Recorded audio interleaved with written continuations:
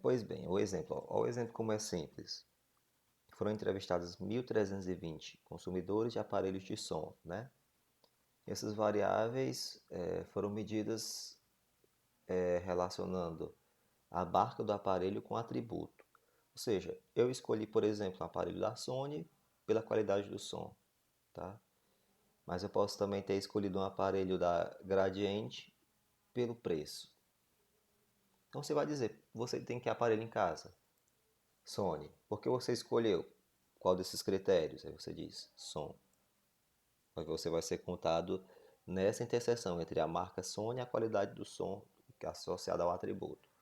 Então eu tenho duas variáveis: marca, essas marcas, atributo, esses atributos. Então eu vou ter uma tabela de contagem entre as pessoas que têm a marca associada ao tipo de atributo que as levou a escolher a marca, né? Então fica legal porque você sabe que você consegue ver inicialmente se existe com um teste quadrado, se existe uma relação entre as variáveis, né, com os atributos os quais elas foram escolhidas, ok?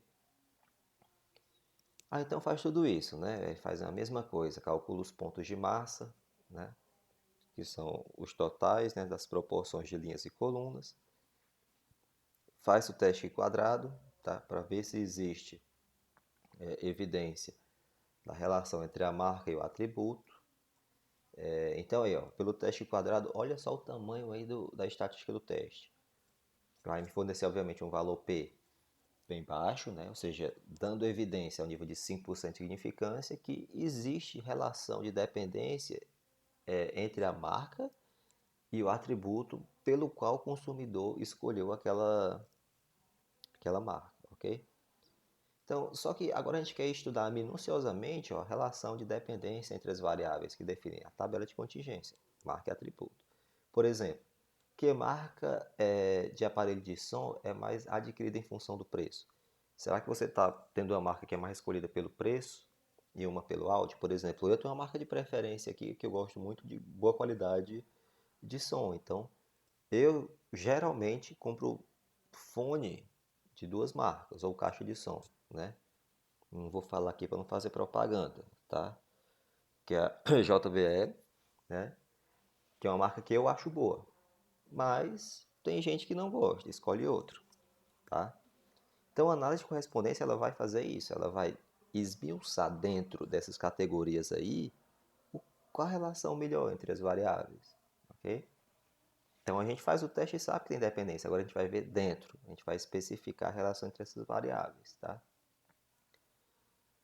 Bom, então tá aí, eu tenho aqui a matriz, aqui ó, vejam só, aqui eu tenho o vetor, né? Que é o que a gente chama de vetor de massas de coluna, e aqui o vetor de massa das linhas, que são as proporções, né? Então o que é que eu vou fazer aqui? Pego 525 sobre 1320, aí eu vou ter uma proporçãozinha, 285 sobre 1320, e assim vai.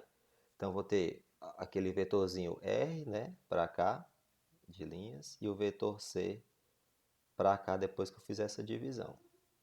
Tá vendo? Então aqui é o vetor R, aqui é o vetor C, e aqui eu tenho um perfil, ó. Isso aqui é o vetor de perfil dessa marca, ou seja, aqui eu tenho a probabilidade, tá, associada a essa interseção, né? A pessoa ter escolhido a marca Sony pela qualidade de som ou Sony pela tecnologia, tá? E assim vai, ok? É bem evidente, bem simples isso, né? Basicamente, como eu falei, a gente está dividindo todo mundo por 1320, que é o total, ok? Então aqui ó, eu vou ter o perfil das linhas, que basicamente é aquilo que eu falei, a probabilidade condicionada. Então é como se eu pegasse aqui esse valor e dividisse por 0,398. Ou seja, estou vendo a probabilidade condicionada de ter escolhido a marca Sony, né? Não, dado que escolheu a marca Sony, pela qualidade do som. E assim sucessivamente. Então você faz isso para todas as outras. Eu vou chamar isso aqui de subcategoria, tá? Categoria, cada uma tem uma sua e eu vou colocar essas interseções aí, vou chamar de subcategoria, tá? Para ficar mais evidente. Então tem aqui as matrizes de perfis, tá vendo aqui, ó? R é a matriz de perfil, tá? Associado às linhas. Então, pode resumir ela dessa forma. Ou dessa forma aqui, tanto faz, tá? Aí depois das colunas, que vai ser basicamente a mesma ideia, só que em vez de eu dividir esses valores pelas linhas, eu vou dividir esses valores pelos pontos de massa das colunas. Então, eu vou ter as probabilidades condicionadas associadas às marcas e as probabilidades condicionais associadas aos atributos. Vejam que tem P, eu boto probabilidade, mas a gente vai ver isso como proporção, tá? Eu geralmente defino como proporção. Eu falo probabilidade pelo costume, tá? Então aí, ó, tem seu perfil das linhas, tá? E tem o perfil das colunas. Ou seja, no perfil das linhas eu condicionei as linhas, tá? As linhas, dividindo os valores das linhas. E aqui pelas colunas, ok? Beleza, gente? Tranquilo, né? Então o objetivo vai ser obter uma forma simplificada dentro dessas matrizes W e Z, né? Que são o quê? Como se fosse as coordenadas principais, que são com base nessas matrizes D, né, associadas às linhas, aqui as colunas, e aqui ó, ela vai basicamente associar os pontos de massa e os de perfil, tá? Sem querer complicar muito as coisas. Então eu vou conseguir traduzir isso em duas combinações lineares, tá? Uma associada a alto valor 1 e outra associada a alto valor 2, que são os que têm maior representatividade do universo dos autovalores, tá?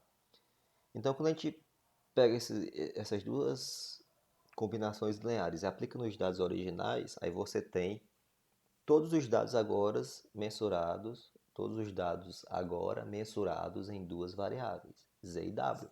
Então, o que é que você faz? Um gráfico simples de pontos de plano cartesiano resumido nessas duas variáveis, tá? Então, a gente vai ver como é que vai ser interpretado esses valores dentro dessa nova tradução que a gente vai ver. Tem um pacote específico, né, no R ou mas, que é um pacote que já vem na base do R, bem simples, e o comando vai ser esse corresp, bem simples. E o atributo principal vai ser o quê?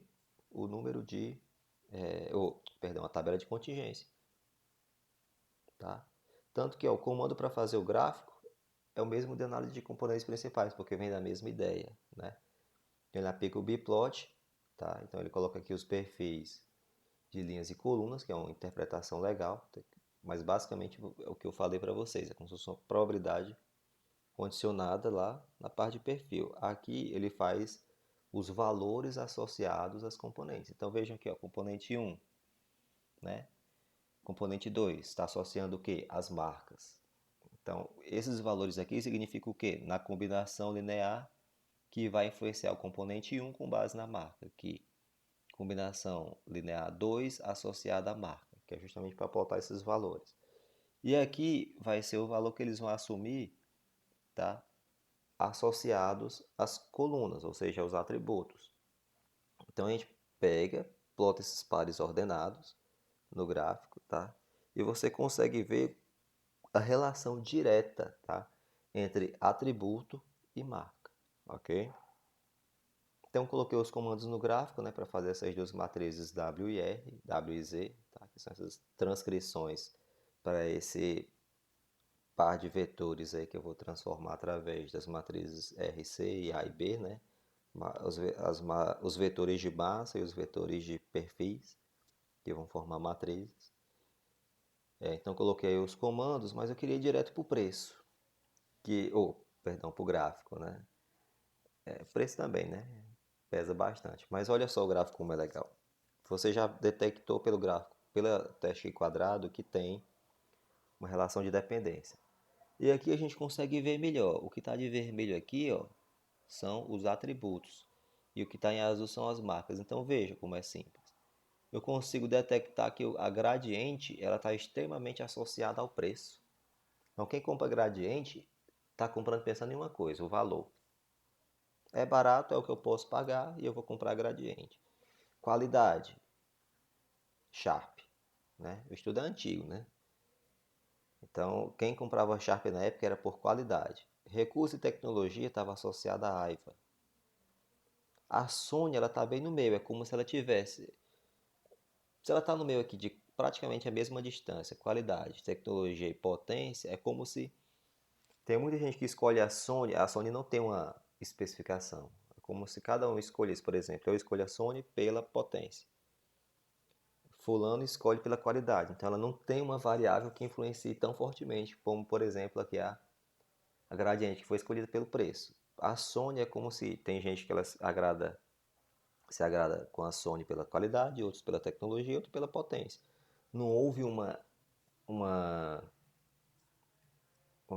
comportamento em massa de todos que levaram a escolher aquela marca. Philips, confiança. Então os que são mais evidentes aqui, ó, Gradiente preço, Philips pela confiança, Sharp pela qualidade. Aí a Sony é como se ela tivesse vários critérios, que não existisse um critério único que definisse a marca. E a Aiwa aqui está mais perto de tecnologia e de recursos, ok? Então, extremamente simples e útil essa informação. Aí vocês podem pensar em variáveis como estado civil, cor da pele. Professor, não tem nada a ver. Não, mas você pode pensar em cor da pele e nível de renda, cor da pele e grau de escolaridade, ensino médio, né? Ensino médio completo, superior, especialização, mestrado, doutorado, você vê isso com cor da pele, ou com grau de escolaridade, com faixa de renda. Então tem muita coisa para a gente fazer nessas técnicas, tá? É bem bacana, ok?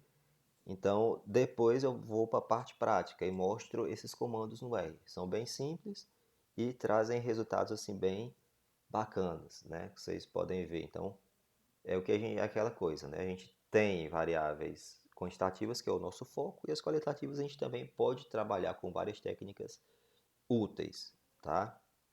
Então é isso, gente. A parte teórica de análise de correspondência já foi, agora vamos depois para a parte prática.